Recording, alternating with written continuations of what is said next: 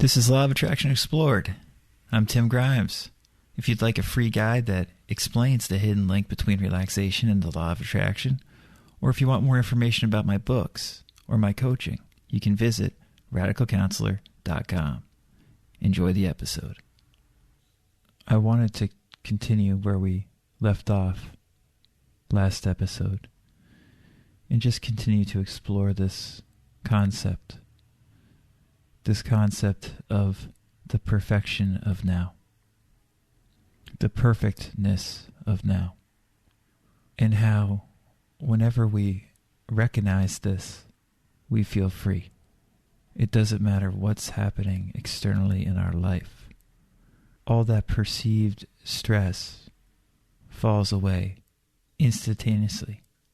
All our perceived stress falls away immediately when we recognize this depth.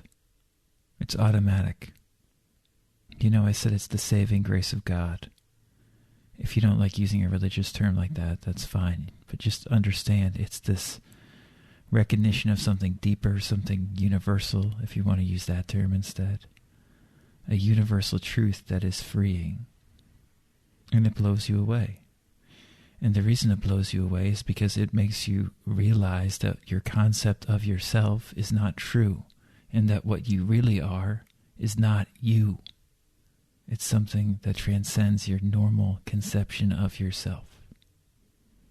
And that's very, very powerful, to say the least. I mean, words really just can't do it justice because it's too deep to articulate well. And I might sound ridiculous even trying to describe it to you now, but at the same time, I think you understand what I'm getting at. And I think you've experienced things like this in your life, where you have a moment of recognition, and that recognition eliminates all the fear and suffering that is in your life. And then maybe later, that fear and suffering comes back, but that doesn't mean that that recognition was not true. It just means that our overthinking and worrying has returned, but that truth, that deep silence is still there. It's just we are no longer recognizing it. You see, when we have these moments of truth, that instant of truth, of recognition, what's so perplexing from a rational standpoint, in a law of attraction standpoint, is that our sense of self disappears.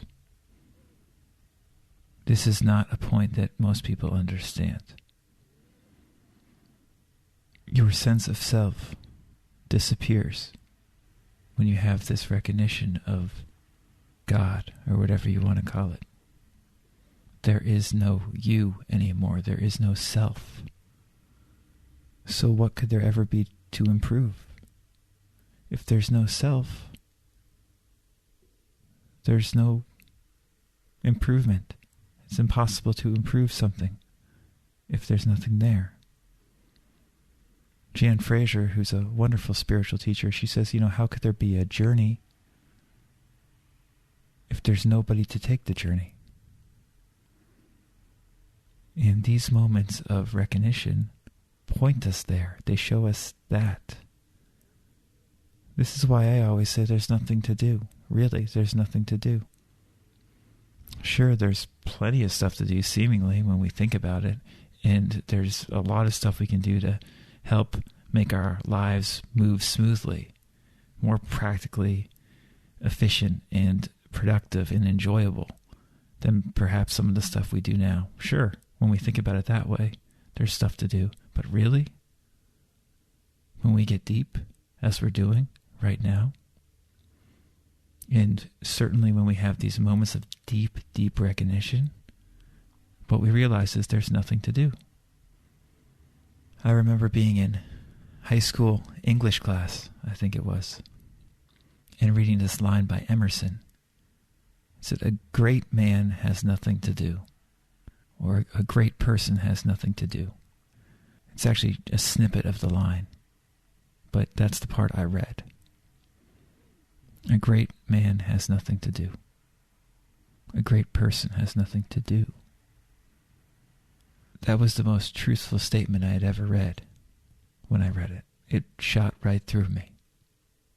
In God's eyes, or, again, whatever term you want to use, in God's eyes, everything is already perfect. What then could there possibly be that we have to do? There's nothing to do. There's nothing to achieve. There's nothing to manifest. Everything already is perfect. See, when I talk about this stuff, I don't even know if it has anything to do with the law of attraction, really, in a way. Because I found that recognizing that there is no real self and feeling the peace of that, the peace that passeth understanding of that, I found that it makes my life on a practical level move more smoothly. I've found that it improves my relationships with other people, that it improves my health, has improved my health, both mentally and physically, that it's made it easier for me to work and do what I love to do and be compensated appropriately for it. I found that by recognizing that everything is fine and that there's nothing to do, that my life has improved. But still, if we're getting deep, it doesn't matter.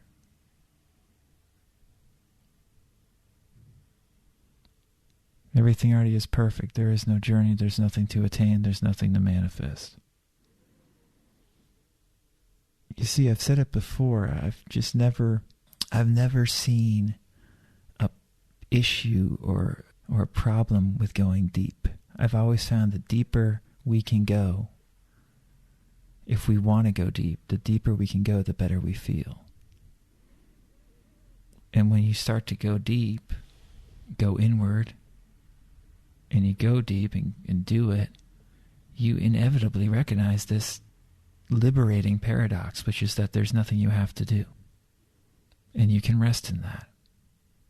And then later, probably, you'll start worrying about something. You'll get fidgety about something. Maybe you'll get stressed out about something. I know that happens to me all the time. The overthinking starts for no apparently good reason. But you know what? It doesn't matter. To God, it doesn't matter. Everything's perfect. There's nothing to do. And so when that overthinking's there, when that stress is there, we can still just go deep if we want, because nothing matters. There's nothing to do. We might as well get deep and relax into the moment if we want to. You don't have to. Of course you don't have to. But it seems like a wise decision to bask in the glory of not having to do anything.